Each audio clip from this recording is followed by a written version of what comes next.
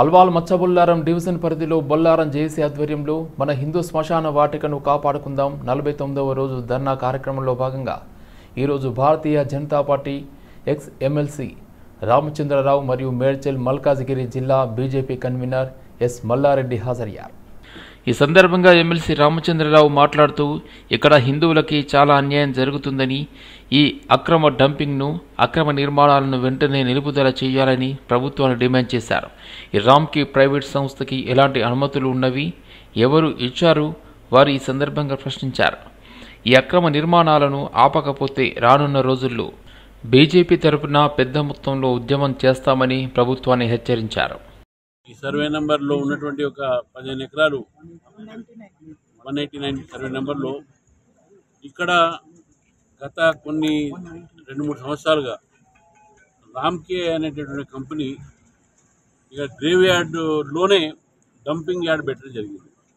మన వెనకంతా కూడా dumping yard ఉంది అంతా కూడా। ఆ డంపింగ్ యార్డ్తో ఇక్కడ ఉన్నటువంటి 52 కాలనీస్ మనం జేఏసీగా వారు ఏర్పాటు చేసి దీనివల్ల వాసనలు వస్తున్నాయి, రోగాలు వస్తున్నాయి। తర్వాత హిందూ శ్మశాన ఇక్కడ భౌతిక కార్యాలు చేస్తూ ఉంటారు। ఇక్కడ తవ్వుతుంటే బొక్కలు దొరుకుతున్నాయి, కూరలు దొరుకుతున్నాయి, ఇవన్నీ కూడా పక్కకు పెట్టేసి ఈరోజు ఇక్కడ ఉన్నటువంటి ప్రజలు బాధపడతా ఉన్నారు। దీని చుట్టుపక్కల ఉన్నటువంటి 52 కాలనీల ప్రజలకి హెల్త్ హజార్డస్గా ఉన్నటువంటి ఈ డంపింగ్ యార్డ్ ఇక్కడ నుంచి వెంటనే తరలించి వేయాలని చెప్పేసి దాదాపుగా 3-4 నెలల నుంచి ఇక్కడ ఉన్నటువంటి స్థానికులు ఎన్నో రకాలుగా ఎంతో మంది అధికారుల దగ్గరికి వెళ్ళడం జరుగుతుంది।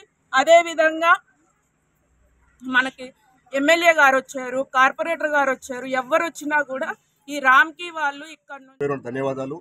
నిన్నటికి నిన్న మేము హైకోర్టు నోటీసు వచ్చింది, అటు కలెక్టర్ గారికి ఇటు డీసీ గారికి మా జేఏసీ మెంబర్స్కి వచ్చింది। దానిలో మేము పాల్గొనడం జరిగింది। అడిషనల్ కలెక్టర్ రాధికా గుప్తా గారు పలు వాదనలు అటు సైడ్ ఇటు సైడ్ విన్నారు। మా సైడ్ న్యాయబద్ధంగా అన్ని డాక్యుమెంట్స్ ఉన్నాయి, మరి వారి దగ్గర ఎలాంటి డాక్యుమెంట్ లేదు, ఎలాంటి డాక్యుమెంట్స్ పర్మిషన్ లేకుండా ఈరోజు అక్రమ డంపింగ్ చేస్తూ ఉన్నారు, అక్రమ నిర్మాణాలు జరుగుతూ ఉన్నాయి। దీన్ని చెత్త వేసి కొద్దిగా స్టార్ట్ చేసి ఈరోజు పెద్ద ఎత్తున ఈ రామ్కి వాళ్ళు దీన్ని ఆక్యుపై చేస్తారు। ఎలాంటి అలాట్మెంట్ లేదు, ఎలాంటి శాంక్షన్ లేదు, ఏం లేదు। హైడ్రా కమిషనర్ వచ్చి ఆపమన్నది ఆపలేదు। స్థానిక ఎమ్మెల్యే ఇక్కడ 2 రోజులు వచ్చి చెత్తలో కూర్చొని దీన్ని అసెంబ్లీలో మాట్లాడిండు, కౌన్సిల్లో మాట్లాడిండు, అధికారుల దగ్గర తీసుకుపోయిండు। ఎక్కడ పోయినా కానీ చెత్త ఎక్కడ క్వశ్చన్ వస్తుంది। ఆల్టర్నేట్ ల్యాండ్ కూడా మేము చూపిస్తున్నాం, అయినా కానీ వాళ్ళు దీన్నే పట్టుకొని కూర్చుంటా ఉన్నారు। ఎంపీ గారు కూడా వచ్చిర్రు, మరి ఆయన కూడా ఎక్కడ మాట్లాడిండు, ఎవరు వచ్చినా కానీ మరి ఇది హైడ్రా రెవెన్యూ అధికారులు జవహర్ నగర్లోని పేద ప్రజల నివాసాలను నేలమట్టం చేస్తూ పేదల బతుకులు చిన్నాభిన్నం చేస్తున్న కాంగ్రెస్ సర్కారుకు ప్రజలు తగిన గుణపాఠం చెబుతారని మల్కాజ్గిరి పార్లమెంటు సభ్యుడు ఈటల రాజేందర్ ఆగ్రహం వ్యక్తం చేశారు। జవహర్ నగర్లో ప్రజా సమస్యల సాధనకై భారతీయ జనతా పార్టీ ఆధ్వర్యంలో ఏర్పాటు చేసిన పోరుబాట కార్యక్రమంలో ఆయన పాల్గొన్నారు। పేద ప్రజలు కష్టపడి నిర్మించుకున్న ఇండ్లను రెవెన్యూ అధికారులు లంచాలు అడిగి ఇవ్వకపోతే కూల్చివేయడం హేయమైన చర్య అని అన్నారు। పేద ప్రజల జీవితాలతో చెలగాటమాడుతూ కాంగ్రెస్ సర్కారు చేస్తున్న చర్యలు ప్రజలు గమనిస్తున్నారని అన్నారు। భారతీయ జనతా పార్టీ ఆధ్వర్యంలో ఎంతోమంది పేదలకు ఇండ్లను నిర్మించి ఇచ్చినట్లు వెల్లడించారు। డంపింగ్ యార్డ్ మూలంగా జవహర్ నగర్ పరిసర ప్రాంతాల ప్రజలు తీవ్రంగా ఇబ్బందులను ఎదుర్కొంటున్నారని, చిన్నారులు, వృద్ధులు దుర్వాసన, దోమల మూలంగా రోగాల బారిన పడుతున్నారని అన్నారు। ప్రజలకు మౌలిక వసతులు కల్పించడంలో కూడా గత ప్రభుత్వాలు పూర్తిగా విఫలమయ్యాయని ఆరోపించారు। హైదరాబాద్ నగరంలో హైడ్రా దుర్మార్గాలు, రెవెన్యూ అధికారుల ఆగడాలు పేద ప్రజలకు కంటి మీద కురుకులెక్కడి చేయడమే కాకుండా పేదల ఇళ్లను కూల్చివేసి పేదల గూడును చెదగొట్టి పేదల బతుకుల్లో మట్టి కొడుతున్నటువంటి దుర్మార్గ ప్రభుత్వాన్ని చూస్తా ఉన్నాం। మేము ఇక్కడ బాలాజీ నగర్లో, జవహర్ నగర్లో,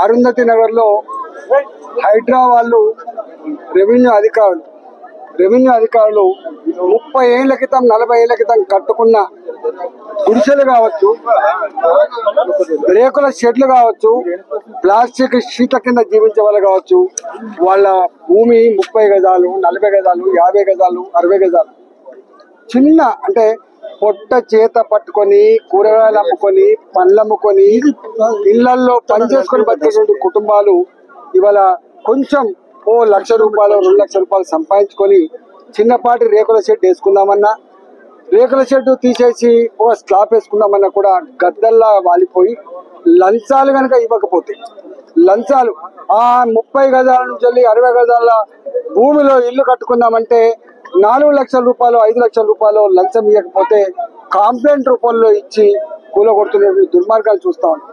వీళ్ళు కొత్తగా ఆక్రమించుకున్న భూములు కాదు, కొత్తగా కడుతున్న కాలనీలు కాదు, ఇవన్నీ కూడా పాత కాలనీలలో 30 ఏళ్ల క్రితం కట్టుకున్న చిన్న చిన్న ఇల్లు తప్ప ఇంకోటి కాదు. కాబట్టి ఇలా దీనికి వ్యతిరేకంగా మేము ఇలా ధర్నా కార్యక్రమాన్ని చేపట్టినాం.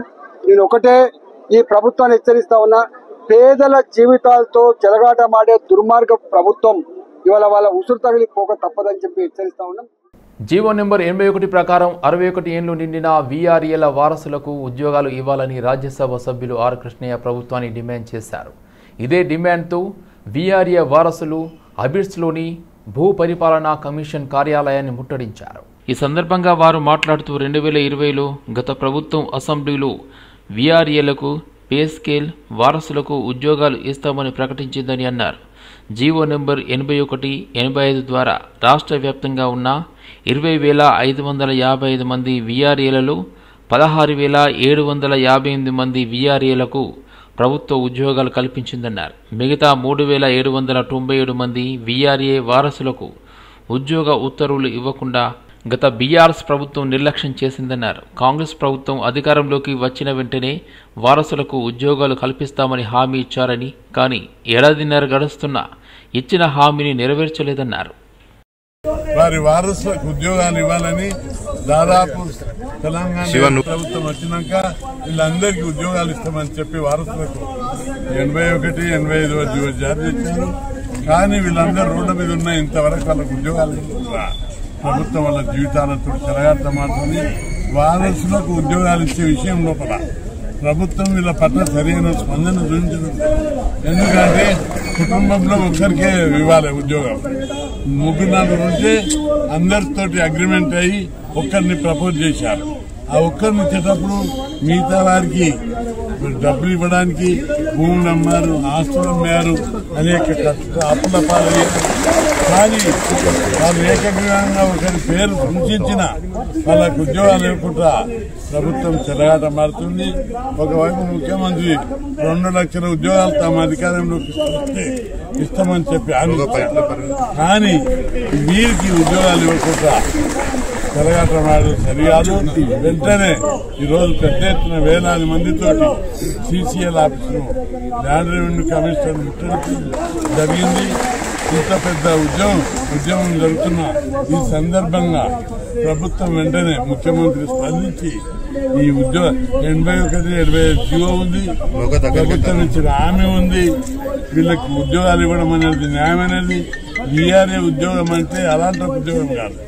ఒక్కొక్క వీఆర్ఏకు ఆ ఊళ్ళో ఎంతమంది ఉన్నారు, ఏ ఇంట్లో ఏం జరుగుతుంది, వారికి ఆస్తి ఎంత, వాళ్ళ స్థితిగతులు ఏంటిది, వాళ్ళ చరిత్ర ఏంటిది చెప్పేటటువంటి నాలెడ్జ్ ఉన్నటువంటి వీరికి వీరి సేవలను వినియోగించుకోవాల్సిన అవసరం.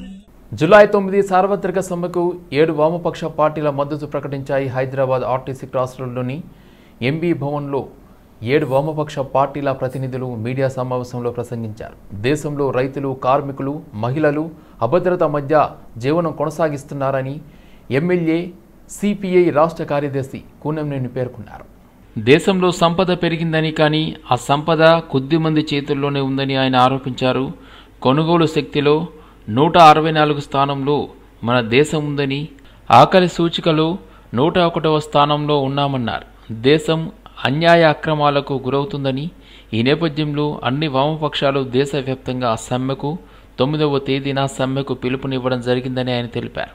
బీజేపీ మినహా అన్ని పార్టీలు సమ్మెకు మద్దతిస్తున్నాయని, 10 కేంద్ర కార్మిక సంఘాలు, అఖిల భారత స్థాయి రంగాల వారిని, స్వతంత్ర సమైక్యాలు, కార్మిక సంఘాలు సంయుక్త వేదిక ఇచ్చిన పిలుపు మేరకు జూలై 9న జరగనున్న సార్వత్రిక సమ్మెకు తెలంగాణలోని వామపక్ష పార్టీలు తమ పార్టీ మద్దతు ప్రకటిస్తున్నాయన్నారు.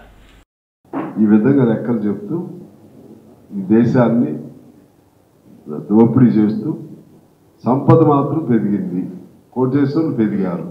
సంపద ఎవరి చేతుల్లో ఉంది? కొద్దిమంది చేతుల్లో. సంపద లెక్కల ప్రకారంగా జపాన్ కంటే ఎక్కువ, కానీ లోపల ఉన్న కొనుగోలు శక్తి ప్రకారంగా చూస్తే మనం 164వ స్థానంలో ఉన్నాం. ఆఖరి సూచికలో చూస్తే 101వ స్థానంలో ఉన్నాం. కానీ ఆ దేశాలు అట్లా లేదు. మరి ఈ విధంగా దేశం చాలా అన్యాయాలు అక్రమాలకు గురవుతూ ఉంది. ఈ సందర్భంలో ఆల్ లెఫ్ట్ పార్టీస్ కూడా దేశవ్యాప్తంగా సమ్మెకు 9వ తారీఖున పిలిపివ్వటం జరిగింది. నాకు తెలిసి ఒక బీజేపీ సంఘం మినహా గతంలో వాళ్ళు కూడా పాల్గొన్నారు. గురుదాస్ గుప్తా వాళ్ళు ఉన్నప్పుడు వాళ్ళు మినహా అందరూ పాల్గొంటున్నారు.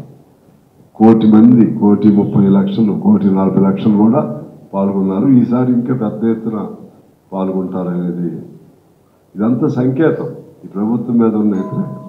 స్వచ్ఛందంగా సింగరేణిలో సమ్మె చేయాలంటే కొంచెం ఆశ చూసి చేస్తారు. ఇవాళ సింగరేణి అన్ని యూనియన్లు, సిఐటియు, ఐఎఫ్టీలు మొత్తం కూడా సమ్మె నోటీస్ ఇచ్చారు.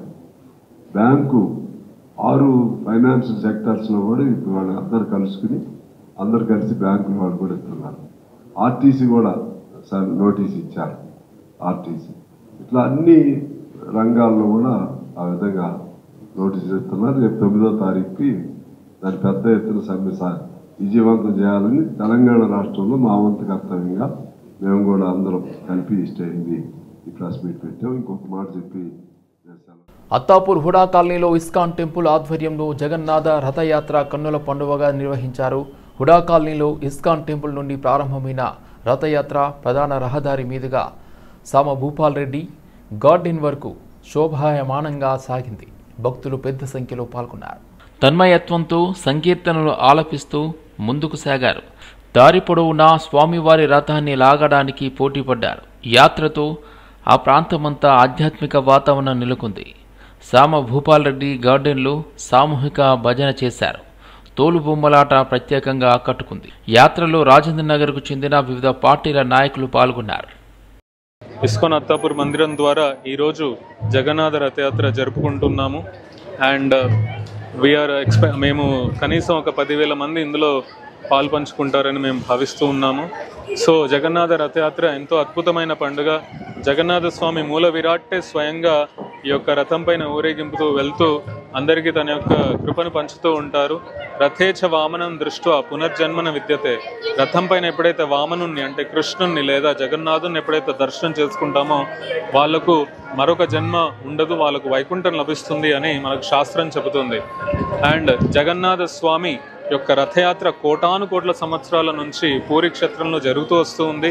ఈ యొక్క రథయాత్రను ప్రపంచం మొత్తం ప్రతి దేశం ప్రతి నగరంలో వ్యాప్తి చేసిన వారు ఇస్కాన్ యొక్క సంస్థ ఆచార్య అయినటువంటి ఏసీ భక్తివేదాంత స్వామి ప్రభుపాదుల వారు. తన యొక్క కృషి వల్ల ఇప్పుడు రథయాత్ర ప్రపంచం మొత్తం మీద అందరూ పాశ్చాత్య దేశాల్లో కూడా ఎంతోమంది యొక్క రథయాత్రను ఎంతో అద్భుతంగా ఆనందంగా జరుపుకుంటూ ఉంటున్నారు. సో ఈ యొక్క రథయాత్ర ఎంతో అద్భుతంగా జరిగింది. ఇక్కడ సామ భూపాల్ రెడ్డి గార్డెన్స్లో ఎండింగ్ ప్రోగ్రాంలో మేము చప్పన్ భోగ నైవేద్యం మేము సమర్పించాము. అదేవిధంగా ఇక్కడ ఒక తోలు బొమ్మలాట పౌరాణిక గ్రంథమైనటువంటి రామాయణ ఘట్టాలను ప్రదర్శిస్తూ ఒక తోలు బొమ్మలాట, అదేవిధంగా భజన కార్యక్రమాలు, కీర్తన కార్యక్రమాలు వచ్చిన వాళ్ళందరికీ ప్రసాదాన్ని అందజేశాము. ఎంతో అద్భుతంగా ఈ యొక్క పండుగ జరిగింది. సో మీరందరికీ ధన్యవాదం. ఎక్కడైనా సరే జగన్నాథ రథయాత్ర జరిగితే మీరందరూ అందులో పాలు పంచుకోవాలి. స్వామి కృపకు మీరు పాత్రలు కావాలి. మాదాపూర్ సున్నం చెరువు కూల్చివేతలపై ఎమ్మెల్యే గాంధీ ఆగ్రహం వ్యక్తం చేశారు. తక్షణమే కూల్చివేతలు ఆపి సమగ్ర సర్వే చేసి తర్వాత కూల్చివేతలు చేపట్టాలని గాంధీ డిమాండ్ చేశారు. పాత ఫెన్సింగ్లు తీసి ఆక్యుపేషన్ చేసి ఇళ్లు కట్టుకోవడానికి పర్మిషన్ ఇంటి నెంబర్లు కూడా ఇచ్చి ఆక్యుపేషన్ అయినా కానీ ఇరిగేషన్ రెవెన్యూ అధికారులు ఏం చేశారు మనం నిలదీయాల్సిన అవసరం ఉంది. ఆ విషయంలో మాత్రమే అధికారులతో మాట్లాడటానికి వచ్చాం. నా దగ్గర అన్ని కూడా గతంలో వాళ్ళకి సబ్మిట్ చేసినటువంటి పేపర్లు అన్ని కూడా ఉన్నాయి. ఆ పేపర్లు ఇచ్చి వాస్తవాలను ఇంతమంది వేలాది ప్రజానికం పాత ఫెన్సింగ్ చూస్తా ఉన్నారు. ఇవన్నీ కూడా ఎందుకు డివైడ్ చేయాలని చెప్పి ఎందుకు డివైడ్ చేస్తారని చెప్పి అడగడానికి మాత్రమే నేను ఇక్కడ రావడం జరిగింది. వాళ్ళు సర్వే చేయాలి, బౌండరీ బాతాలి, ఉన్న వాళ్ళ ఖాళీ చేయమని చెప్పి చెప్పాలి. చెయ్యనప్పుడు చట్టపరంగా చర్యలు తీసుకుంటారు తప్పించి రేపు నాకు తెలిసి ఈ సిఎస్ సొసైటీ వాళ్ళు నాకు ఒక మాట చెప్పారు. నిన్న నా దగ్గరికి ఆదివారం కావడంతో అందరూ వచ్చారు. నేను ఎంఆర్ఓ కూర్చొని 2 పొక్లైనర్లు పెట్టి పూడ్చింది కూడా తీపిచ్చాం. ఎలక్షన్ మూమెంట్ లో మొత్తం మూసేసి కాంపౌండ్ వాళ్ళు కట్టి చెట్లు పెట్టింది వదిలిపెట్టారు. ఇక్కడికి వచ్చి 15 ఎకరాలు గ్రీన్ ట్రిబ్యునల్కి ఇచ్చారు. ఎస్, ఇంకా అడిషనల్ గా వాటర్ వచ్చినాయి, చుట్టుపక్కల ప్రాంతాలు వచ్చినాయి, మర్జ్ చేయండి. తార్నాకలోని నివాసం నుండి ఓయూ క్యాంపస్లో ఉన్న రామలింగేశ్వర స్వామి టెంపుల్లో ప్రత్యేక పూజలు నిర్వహించారు మాజీ ఎమ్మెల్సీ రామచంద్రరావు. అనంతరం బీజేపీ రాష్ట్ర అధ్యక్షుడిగా నామినేషన్ వేయడానికి నాంపల్లిలో ఉన్న బీజేపీ స్టేట్ ఆఫీస్కి బయలుదేరి వెళ్లారు.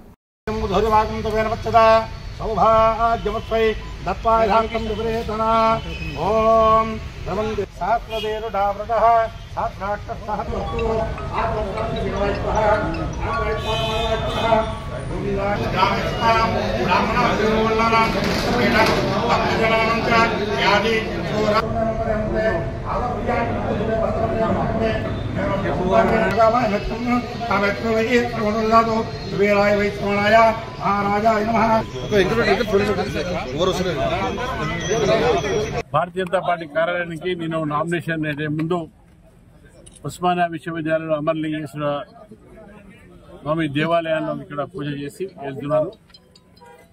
అంతా మంచి జరగాలి, బీజేపీకు భవిష్యత్తు మంచిగా ఉండాలని చెప్పేసి భగవంతుడు పూజ చేయడం జరిగింది. ఆషాఢ మాసం బోనాల వేడుకల నిర్వహణలో భాగస్వాములు కావాలని మహంకాళి దేవాలయ అభివృద్ధిలోనూ సభ్యులంతా పాలు పంచుకోవాలని అంబర్పేట్ దేవస్థాన సేవా సమితి ఆధ్వర్యంలో ఆదివారం బాగంబర్పేట్ డివిజన్ తిలక్ నగర్ చౌరస్తాలో జరిగిన సర్వసభ్య సమావేశంలో కమిటీ సభ్యులు తెలిపారు. నగరంలోని ప్రముఖ ఆలయాల్లో అంబర్పేట్ మహంకాళి ఆలయం కూడా ఒకటి అని తెలిపారు. ఈ దఫా బోనాల ఉత్సవాలు వైభవంగా నిర్వహించడంతో పాటు భక్తులకు ఇబ్బందులు లేకుండా ప్రణాళికలు సిద్ధం చేశామన్నారు. బురుజు గల్లీలోని హనుమాన్ ఆలయ పునర్నిర్మాణాన్ని సైతం త్వరలోనే చేపడతామని వెల్లడించారు. సమితి అధ్యక్షుడు శంకర్ గౌడ్, దుర్గా ప్రసాద్ రెడ్డి, రంగంపల్లి రాజు, మల్లికార్జున్ గౌడ్, సుధాకర్, శ్రీధర్, అదేవిధంగా గిరిధర్ గౌడ్, లక్ష్మణ్ గౌడ్, పాండు ముదిరాజ్, సభ్యులు చంద్రశేఖర్ గౌడ్, ప్రభు లింగం, రాఘవేంద్ర రెడ్డి తదితరులు పాల్గొన్నారు.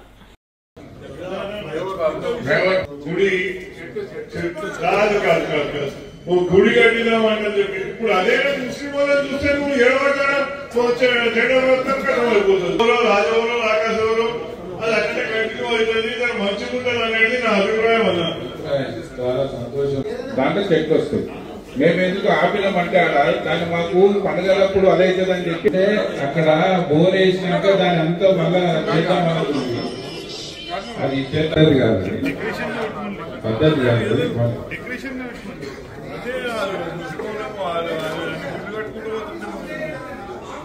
లేదు, అది ఆల్రెడీ అక్వైర్ అయిపోయింది.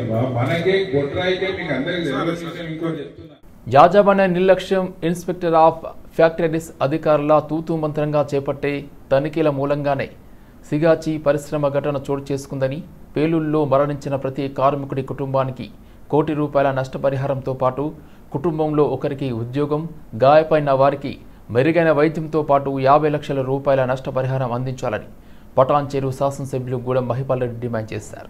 పటాన్చెరు నియోజకవర్గం పాసమైలాన్ పారిశ్రామిక వాడలో గల సిగాచి పరిశ్రమలో సోమవారం ఉదయం రియాక్టర్ పేలుడు జరిగిన విషయం తెలిసిన వెంటనే ఎమ్మెల్యే జిఎంఆర్ సంఘటనా స్థలానికి చేరుకుని పరిస్థితిని సమీక్షించారు. ఈ సందర్భంగా డిఐజీ ఇక్బాల్, జిల్లా కలెక్టర్ ప్రావీణ్య, ఎస్పీ పరుతోజ్ పంకజ్తో మాట్లాడి ఘటన వివరాలు తెలుసుకున్నారు. ఈ ఘటనా స్థలాన్ని స్వయంగా పరిశీలించారు. అనంతరం ఆయన మీడియాతో మాట్లాడుతూ గత 30 సంవత్సరాలుగా పరిశ్రమ నడిపిస్తున్న సిగాచి యాజమాన్యం ఎప్పుడు కూడా కార్మికుల భద్రత కోసం ఎటువంటి చర్యలు చేపట్టలేదని ఆవేదన వ్యక్తం చేశారు. ఫైర్ యాక్సిడెంట్లో చాలామంది హాస్పిటల్లో పడ్డారు, కొంతమంది చనిపోయారని తెలుస్తూ ఉంది. లెక్కలు తేల్చలేదు, ఇంకా ఒకరే చనిపోయారని చెప్తా ఉన్నారు. ఇంకా బిల్డింగ్ కింద ఎంతమంది తెలియదు. దీన్ని పూర్తి స్థాయిలో అధికార యంత్రాంగం కలెక్టర్ గారు రావడం జరిగింది, ఎస్పీ గారు రావడం జరిగింది. ఇది పూర్తి స్థాయిలో మేనేజ్మెంట్ మీద కఠినమైన చర్యలు తీసుకోవాలి. ఎక్కడ సేఫ్టీ ప్రికాషన్ లేకుండా వీళ్ళు కంపెనీ నడుపుతూ ఉన్నారు 30 సంవత్సరాల సమయం. ఎక్కడెక్కడ ఫైర్లో తుమ్ముపట్టింది. ఎక్కడెక్కడ ఏమాత్రం సేఫ్టీ లేదు వర్కర్లు. వారి ప్రాణాలతో చిలగాటమాడి కంపెనీ నడుపుతూ ఉన్నారు. కాబట్టి ఈరోజు జరిగిన యాక్సిడెంట్లో దెబ్బలు తగిలిన వారు కానీ బర్నింగ్లో కాలిన వాళ్ళు కానీ వారికి పూర్తి స్థాయిలో వాళ్ళ కుటుంబాలకు జాబులు ఇవ్వాలి. చనిపోయిన వారికి ₹1 కోటి దాటకుండా విశాఖపట్నంలో మన ₹1 కోటి కంపెన్సేషన్ ఇవ్వడం జరిగింది. ₹1 కోటి కంపెన్సేషన్ ఇవ్వాలి. ఇవ్వకపోతే ఇబ్బందులు ఎదుర్కొంటారు. వీళ్ళు కంపెనీ నడపలేరు. రాష్ట్ర వ్యాప్తంగా వీళ్ళ మీద కఠినమైన చర్యలు ప్రభుత్వం నుంచి కఠినమైన చర్యలు తీసుకోవాల్సి వస్తుంది. కాబట్టి పొల్యూషన్ కంట్రోల్ బోర్డు వారు కానీ లేబర్ డిపార్ట్మెంట్ వారు కానీ సేఫ్టీ ప్రికాషన్ డిపార్ట్మెంట్ కానీ ఎక్కడ ఏమాత్రం చర్యలు తీసుకోకుండా ఆ కంపెనీ నడిపిస్తూ ఉన్నారు. కాబట్టి ఈరోజు జరిగిన దుర్ఘటన ఈరోజు దీని గురించి చాలా ఇబ్బందులు పడే పరిస్థితి ఉన్నది. కాబట్టి ఎక్కడ కాంప్రమైజ్ కాకుండా ₹1 కోటి కంపెన్సేషన్ చనిపోయిన వారికి. కూకట్పల్లి పోలీస్ స్టేషన్ పరిధిలోని వివేకానంద నగర్ డివిజన్ బాలకృష్ణ నగర్ సమీపంలోని ఖాళీ ప్రదేశంలో అర్ధరాత్రి బోరాబండాకు చెందిన సయ్యద్ సాహెబ్ అనే వ్యక్తి హత్యకు గురయ్యాడు. హత్యకు గురైన వ్యక్తి బోరాబండ ప్రాంతానికి చెందిన వాహిద్ ఫైల్వాన్ కుమారుడిగా పోలీసులు గుర్తించారు. మృతుడు అతని స్నేహితుడు పవన్ జన్మదిన వేడుకల నిమిత్తం బాలకృష్ణ నగర్కు వచ్చి అక్కడ దగ్గరలో ఉన్న నిర్మానుష్య ప్రదేశంలో స్నేహితులతో కలిసి మద్యం సేవించాడు. పార్టీలో పాల్గొన్న వారందరూ తిరిగి వెళ్లిపోగా సాహెబ్తో పాటు సాజిద్, మున్నాలు మాత్రం మద్యం సేవిస్తూ అక్కడే ఉండిపోయారు. ఆపై ఆ ముగ్గురి మధ్య వాగ్వివాదం జరిగి మున్నా, సాజిద్లు సాహెబ్పై బీర్ బాటిల్తో దాడి చేసి తర్వాత బండరాళ్లతో కొట్టి హత్య చేశారు. స్థానికుల ఫిర్యాదు మేరకు కేసు నమోదు చేసుకుని మృతదేహాన్ని శవ పరీక్ష నిమిత్తం గాంధీ ఆసుపత్రికి తరలించారు. సాజిద్ అనే అక్యూజుడు షాహిద్ అనే వ్యక్తిని కొంతమంది వీళ్ళ ఫ్రెండ్స్ కలిసి అతన్ని చంపడం జరిగింది. దానికి సంబంధించిన డీటెయిల్స్ వచ్చేసి నిన్న పవన్ అనే వ్యక్తి యొక్క బర్త్డే పార్టీ ఒకటి ఉండే. ఈ బర్త్డే పార్టీ గురించి ఈ షాహిద్, సాజిద్, సమీరు, పవన్, మున్నా అని చెప్పి ఈ 5 మంది కూడా బర్త్డే పార్టీ కండక్ట్ చేసుకుందామని చెప్పి ఈ వడ్డేపల్లి ఎంక్లేవ్ పక్కన ఉన్న ఓపెన్ ప్లేస్లో వీళ్ళు గ్యాదర్ అయిన తర్వాత ఇందులో మున్నా అండ్ సాజిద్ వచ్చేసి ఇద్దరు, ఈ షాహిద్ అంటూ కూడా ఎక్స్ రౌడీ షీటరు, ఈ సాజిద్ అంటూ కూడా రౌడీ షీటరే. వీళ్ళిద్దరు కూడా రౌడీ షీటర్సే. అయితే వీళ్ళిద్దరు కూడా బోరాబండ రెసిడెంట్స్ వీళ్ళిద్దరు కూడా. అయితే మన దగ్గర ఈ పవన్ బర్త్డే గురించి వచ్చిన తర్వాత ఇక్కడ పార్టీ చేసుకోవడం జరిగింది. పార్టీ చేసుకున్న తర్వాత ఇతనిపై హత్య ప్రయత్నం చేసిండు. ఆ క్రమంలో అతను చనిపోవడం జరిగింది. అయితే దాని మీద ఎంక్వైరీ చేయడం జరిగింది. అసలు జరిగింది ఏ విషయం జరిగిందన్న ఎంక్వైరీ చేస్తుంటే వీళ్ళు యాక్చువల్లీ ఈ పవన్ బర్త్డే అని ఒక కారణం చూపెట్టి షాహిద్ను మళ్ళీ సాజిద్ వీళ్ళంతా కలిసి ఒక దగ్గర గ్యాదర్ అయిన మున్నాని. అయితే యాక్చువల్ వీళ్ళు ఒక 1 month నుంచే ప్లాన్ చేస్తున్నట్టు తెలుస్తున్నది. అయితే దాని విషయంలో వీడు యాక్చువల్లీ ఇలా అక్యూజ్డ్ ఇన్ఫ్లుయెన్సర్ అని తెలుస్తుంది మనకు కూడా. ఇతన్ని డబ్బులు డిమాండ్ చేస్తుండు. ఎవరైతే షాహిద్ అంటూ చనిపోయిన వ్యక్తి ఎవరైతే ఉండో డబ్బులు డిమాండ్ చేస్తుండో అతని దగ్గర నుంచి డబ్బులు తీసుకోవాలనే ప్రయత్నంలో డిమాండ్ చేస్తుంటూ బెదిరిస్తున్న విషయం తెలుస్తుంది మనకు కూడా. సో ఈ విషయంలో గొడవ జరిగి రాత్రి అతను తాగిన బాటిల్ తీసుకొని ఇక్కడ గొంతు దగ్గర పొడవడం జరిగింది. ఆ తర్వాత 2 బౌల్డర్స్ తీసుకొని కూడా నెత్తి మీద వేయడం జరిగింది. ఆ విధంగా అతను